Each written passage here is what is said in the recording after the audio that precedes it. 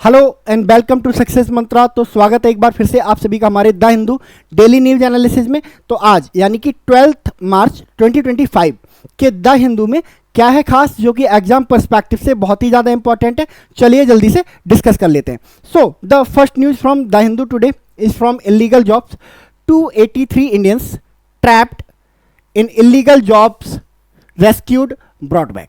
तो अभी हाल ही में कल हमारा इंडियन एयरफोर्स का एक जहाज कार्गो प्लेन 283 इंडियन नेशनल्स को वापस लेके आया। 283 इंडियन नेशनल्स, इन्होंने बताया कि कैसे इन्हें एक एजेंट ने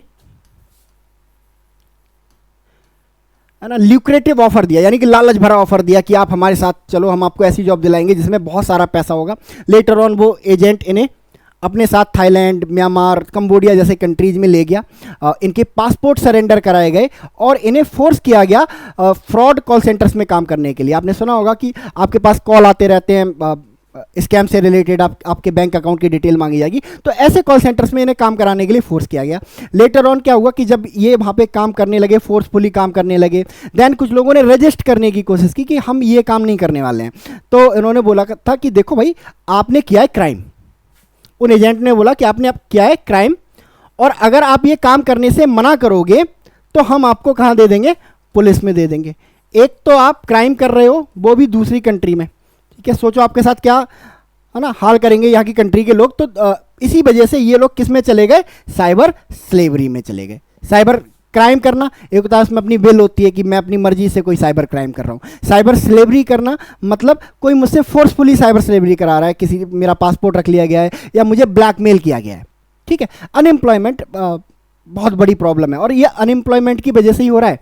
ये जो कुछ भी आपको देखने को मिल रहा है प्रीवियस कुछ मंथ में, 20 जनवरी के बाद जैसे यूएसए ने हमारे बहुत सारे इंडियंस को वापस भेजा, एंड अब ये इंसिडेंट, इसका एक रूट कॉज है अनएम्प्लॉयमेंट। अगर अनएम्प्लॉयमेंट की प्रॉब्लम खत्म हो जाए हमारे इंडिया में तो कोई भी प्रॉब्लम नहीं आएगी, खास करके ये इलीगल जॉब्स से रिलेटेड और इलीगल इमिग्रेशन से रिलेटेड। अनएम्प्लॉयमेंट एक ऐसी प्रॉब्लम जो अपने साथ कई सारी प्रॉब्लम्स को लेके चलता है। ऐसे कभी कभी 10 सिर वाला रावण भी बोला जाता है। तो क्या होता है अनएम्प्लॉयमेंट की वजह से, देखो अगर किसी भी कंट्री में अनएम्प्लॉयमेंट होगा तो वहाँ पर क्राइम की रेट बहुत ज़्यादा होगी, ठीक है। अच्छा, क्राइम का पर्पज क्या होता है? कोई किसी को प्लेजर मिलता है क्या क्राइम करने में? नहीं, बहुत वो रेयर लोग होते होंगे, 1-2% लोग होते होंगे, 1-2% भी नहीं होते होंगे जिन्हें प्लेजर मिलता होगा। लोग क्राइम करते हैं फॉर मनी, पैसे के लिए क्राइम कर रहे हैं लोग, ठीक है। तो जिन कंट्रीज में अनएम्प्लॉयमेंट की प्रॉब्लम देखने को मिलेगी, क्राइम देखने को मिलेगा, हमारे इंडिया में भी देखने को मिलेगा आपको। जिन कंट्रीज में अनएम्प्लॉयमेंट होता है वो कंट्री हमेशा सिविल वॉर की कगार पे खड़े रहते हैं। वहाँ सेपरेटिस्ट डिमांड्स चलती रहती हैं। जैसे हमारे इंडिया में अगर आप नॉर्थ ईस्ट में चले जाओ तो मोस्ट ऑफ स्टेट में आपको सेपरेटिस्ट डिमांड देखने को मिलेगी। इसके अलावा जहाँ पर भी अनएम्प्लॉयमेंट की प्रॉब्लम होती है वहाँ पर आपको ह्यूमन ट्रैफिकिंग बहुत ज़्यादा देखने को मिलेगी, और हमारे इंडिया में आपको बहुत ज़्यादा ह्यूमन ट्रैफिकिंग देखने को मिलती है ना। केरल से ले जाया जाता है फोर्सफुली लोगों को, हैदराबाद से ले जाया जाता है, यूपी बिहार से लोगों को ले जाया जाता है ट्रैफिक करके, उत्तराखंड से ले जाया जाता है। तो ह्यूमन ट्रैफिकिंग की प्रॉब्लम बहुत ज़्यादा होती है। इसके अलावा अनएम्प्लॉयमेंट की प्रॉब्लम ब्लैकमेलिंग को भी बुलावा देती है कि किसी से एक बार आप गलत काम करा लो, देन उसको लाइफ टाइम आप क्या करते रहो, एक्सप्लॉइट करते रहो, ब्लैकमेल कर करके। सेम यही सिचुएशन यहाँ पे क्रिएट हुई। तो ये ब्लैकमेलिंग का शिकार हुए हैं। पहले तो ये अनएम्प्लॉयड थे, है ना, लालच में चले गए थाईलैंड, कंबोडिया, म्यांमार, बट बाद में क्या हुआ, इन्हें ब्लैकमेल भी किया गया इनके पासपोर्ट सरेंडर करा के। तो अब देखो कुछ होने वाला इसमें है नहीं, बस हमारी इंडियन गवर्नमेंट के पास एक ही ऑप्शन है कि इन लोगों को वापस लेके आया जाए, और अगर हैं इसके अलावा जो भी ऐसे एजेंट है जो ऐसी ल्यूक्रेटेड जॉब का ऑफर दे रहे हैं, उन एजेंट्स को इंडिया से वाइप आउट किया जाए, ठीक है। An Indian Air Force aircraft on Monday evacuated 283 Indian nationals who had fallen prey to fake job offers in southeastern countries. The victims were forced to work fraudulent call centers operating regions along Myanmar Thailand border and were subsequently made to indulge in cyber crime and other fraudulent activities. Cyber slavery में डाल दिया गया। बहुत सारी एजेंसियां इनके पीछे लगी हैं, CBI, I4C, इसके अलावा हमारी NIA भी, टेररिज्म का भी एंगल इसमें तलाशा जा रहा है। तो अब एक्सटेंसिवली इस इशू की जांच की जाएगी और आइडेंटिफाई किया जाएगा कि भाई कितने लोग और हैं जो डिफरेंट डिफरेंट कंट्रीज में इसी तरह के जॉब ऑफर्स के चक्कर में गए और साइबर क्रिमिनल बन के लौटे। ठीक है, तो देखते हैं आने वाले फ्यूचर में क्या होता है। Next news is from prime minister Narendra Modi visit Mauritius. Mauritius की विजिट पे है हमारे प्राइम मिनिस्टर नरेंद्र मोदी 11 और 12 में। 2 दिन की विजिट है हमारे प्राइम मिनिस्टर की। और क्यों गए हमारे प्राइम मिनिस्टर मॉरिशस? एक्चुअली हमारे प्राइम मिनिस्टर को इनवाइट किया गया है मॉरिशस की तरफ से उसके नेशनल डे पे जो होता है 12 मई को, यानी कि आज नेशनल डे एज कह सकते हो आप, इंडिपेंडेंस डे होता है एक तरह से आपके मॉरिशस का। तो नेशनल डे के चीफ गेस्ट के रूप में इन्हें इनवाइट किया गया है। ठीक है, तो आज ये अटेंड करेंगे इसको। मीनवाइल इनके पहुंचते ही इन्हें सबसे पहले क्या दिया गया? मॉरिशस का सबसे बड़ा हाईएस्ट ऑनर, मॉरिशस का हाईएस्ट ऑनर। और ये पहली बार है जब किसी इंडियन को या इंडियन प्राइम मिनिस्टर को इस तरह का ऑनर दिया गया है। क्या नाम है इस ऑनर का? Grand commander of the order of the star and की ऑफ इंडियन ओशन।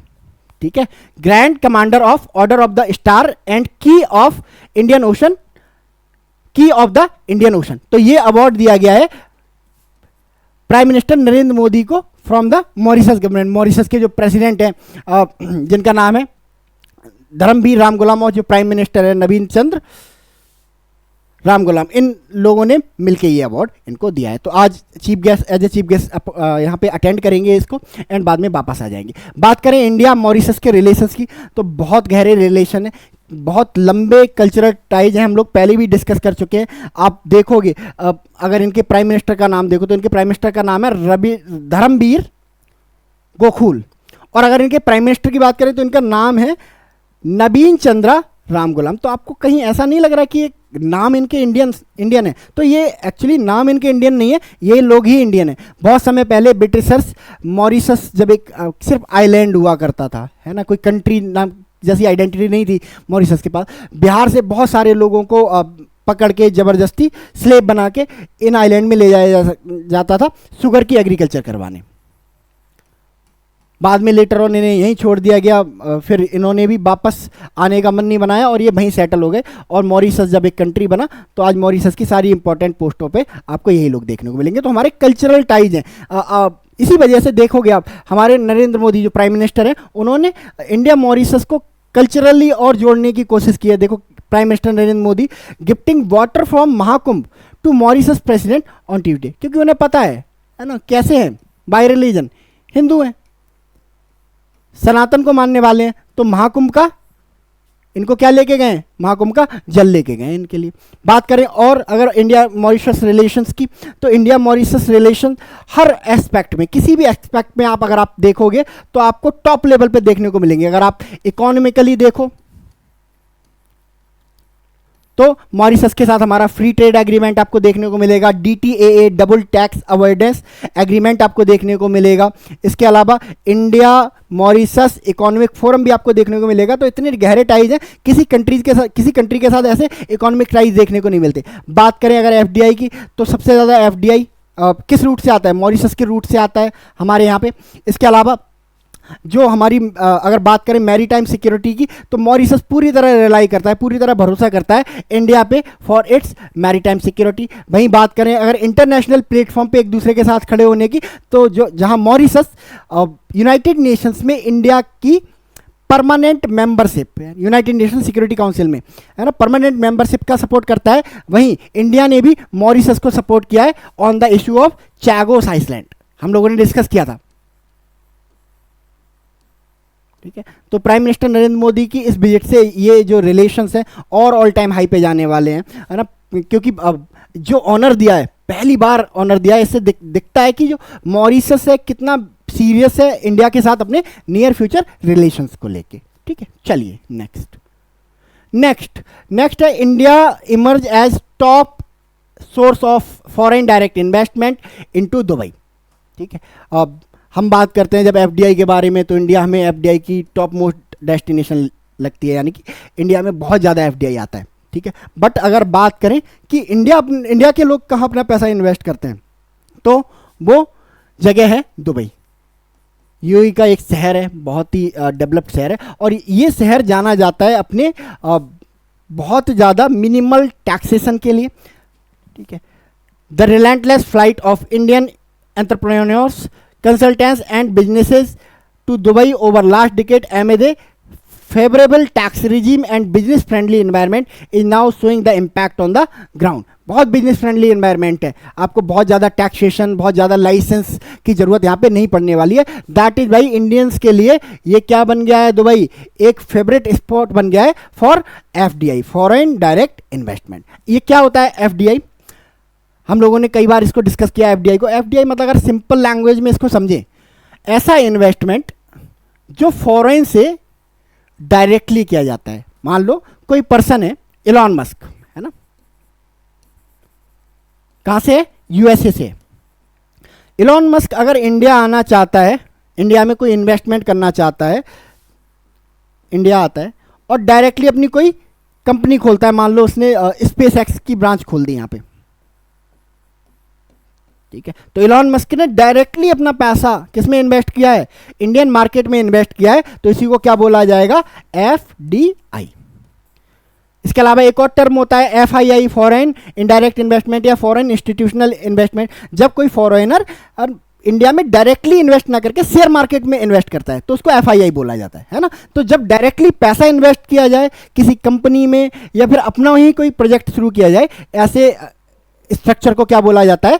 एफडीआई बोला जाता है, ठीक है। चलिए next news is from Philippines. Ex Philippines president held for crimes against humanity. तो इन प्रेसिडेंट का नाम है Rodrigo Duterte, one of the fearless president of Philippines. इनके ऊपर इंटरनेशनल क्रिमिनल कोर्ट इन्होंने चार्जेस लगाए हैं और चार्जेस को प्रूव करते हुए इनको सेंटेंस कर दिया है कि भाई इनको अरेस्ट करो। इन्होंने बहुत सारे क्राइम्स किए हैं ह्यूमैनिटी के अगेंस्ट। तो जब पूछा गया कि किस तरह के क्राइम ह्यूमैनिटी के अगेंस्ट, तो रॉबर्ट दुतर्ते जाने जाते हैं अपनी ड्रग पॉलिसी के लिए। इन्होंने मतलब ओथ ली थी कि मैं जो ड्रग्स है और ड्रग्स कार्टेल है हमारे फिलीपींस में, उसको बिल्कुल इरेडिकेट कर देंगे। तो इन्होंने अभियान चलाया था और इन्होंने क्या बोला था, जैसे हमारे यहाँ देखने को मिलता है टेररिज्म को लेके जीरो टॉलरेंस की नीति देखने को, पॉलिसी देखने को मिलेगी, वैसे ही इन्होंने ड्रग्स को लेके जीरो टॉलरेंस की पॉलिसी अपनाई थी कि भाई जो कोई ड्रग्स मतलब बेचता है ना, जो कोई ड्रग्स कार्टेल में, उसको क्या कर दो? शूट एंड साइड कर दो। तो इसी के पॉलिसी के अंडर बहुत सारे इनोसेंट लोगों को मारा गया, ऐसा कहना है आईसीसी का।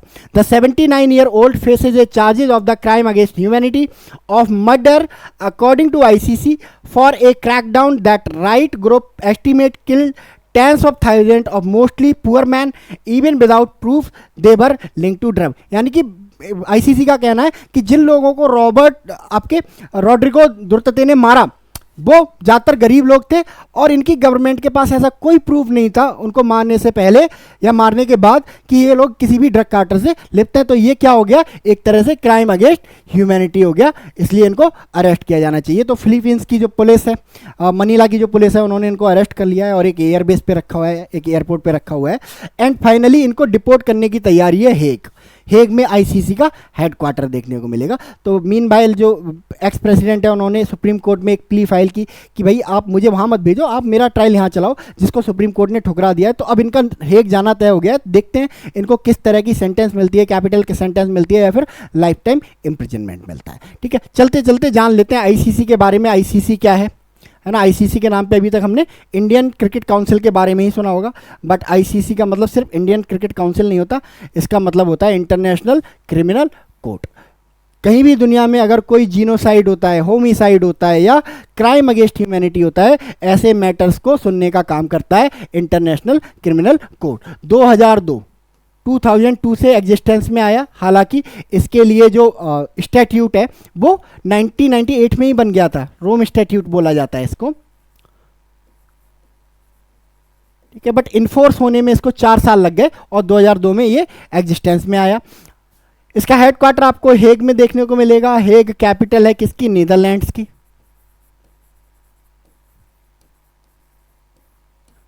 नीदरलैंड की। ठीक है, अगर बात करें इसके मेंबर्स की, तो इसके टोटल 125 मेंबर्स हैं।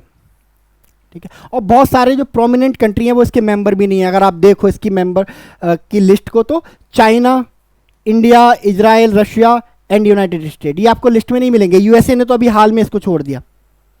ठीक है, इंडिया इसलिए नहीं करता है ना कि मान लो कि अगर कॉन्स्पिरेसी के तहत किसी पॉलिटिकल लीडर को फंसा दिया गया है ना, उस पर आरोप लगा दिए गए आईसीसी में कि इन्होंने क्राइम अगेंस्ट ह्यूमैनिटी किया है, तो उसको तो तुम डिपोर्ट कर दोगे खाली में। तो इसी वजह से इंडिया कहता है कि नहीं, हमारे पास अपनी जुडिशरी है, हम अपने जो मैटर्स हैं वो खुद देख लेंगे, हम आईसीसी को ज्वाइन नहीं करते। चाइना इसलिए नहीं ज्वाइन करता, ये तो करते ही रहते हैं ह्यूमैनिटी के अगेंस्ट। इन्होंने तो 1949 जब से ये कम्युनिस्ट बने हैं तब से ये ह्यूमैनिटी के अगेंस्ट क्राइम करते आ रहे हैं। अगर आईसीसी मतलब मेंबर बन गए आईसीसी के, तो पता चलिए चाइना के प्रेसिडेंट, प्राइम मिनिस्टर सब जेल में ही नजर आएंगे। इजराइल, जो यूएसए करता है उसको इजराइल लिटरली फॉलो करता है। इसके अलावा इजराइल पर ह्यूमन राइट के वायलेशन के आरोप लगते रहते हैं, एलिगेशन लगते रहते हैं, दैट इज बाई नहीं ज्वाइन करता। रशिया, सेम रशिया का केस है, रशिया को भी टॉर्चर किया जाता रहता है ह्यूमन राइट वायलेशंस को लेके, तो दैट इज बाई रशिया से ज्वाइन नहीं करता। यूनाइटेड स्टेट ने अभी हाल ही में इसको छोड़ा है। ठीक है, चलते चलते जान लेते हैं फिलीपींस के बारे में, कहाँ है फिलीपींस की लोकेशन क्या है। तो फिलीपींस आपका ईस्ट एशिया में एक कंट्री मिलेगा आपको, है ना, साउथ ईस्ट एशिया में, ये रहा। ठीक है, इसकी जो कैपिटल है वो मनीला है। अगर करेंसी की बात करें तो करेंसी इसकी पीसो है, फिलीपीन पीसो नाम है। और पॉपुलेशन की बात करें तो 11 करोड़ की पॉपुलेशन है। लैंग्वेज की बात करें तो फिलिपिनो बोली जाती है, इंग्लिश बोली जाती है। ठीक है, प्रेसिडेंट की बात करें तो अब इसके नाम है बॉन्डोंग मार्कोस। मार्कोस नए प्रेसिडेंट पिछले साल ही बने हैं ये। Capital Manila. अगर नियर बाई कंट्रीज की बात करें तो आइलैंड बेस्ड कंट्री है ना, तो लैंड बॉर्डर तो किसी के साथ नहीं टच होता है इनका, बट नियर बाई में आपको इनके वियतनाम देखने को मिल जाएगा, यहाँ ताइवान देखने को मिल जाएगा, चाइना देखने को मिल जाएगा, इंडोनेशिया देखने को मिल जाएगा, ब्रूनेई देखने को मिल जाएगा और मलेशिया देखने को मिल जाएगा। और थोड़ा अगर आप और ईस्ट में, साउथ ईस्ट में जाओगे तो आपको पापुआ न्यू गिनिया भी देखने को मिल जाएगा। ठीक है, तो ये रहा आज का द हिंदू। मिलते हैं हम अगले द हिंदू के अगले द हिंदू में, बिकॉज अब होली आ रही है तो 2-3 दिन आपको द हिंदू नहीं देखने को मिलेगा, बट जब हम द हिंदू करेंगे तो पूरा द हिंदू आपको एक साथ देखने को मिलेगा। तो मिलते हैं हम लोग नेक्स्ट वीडियो में, तब तक के लिए thank you so much and God bless you all.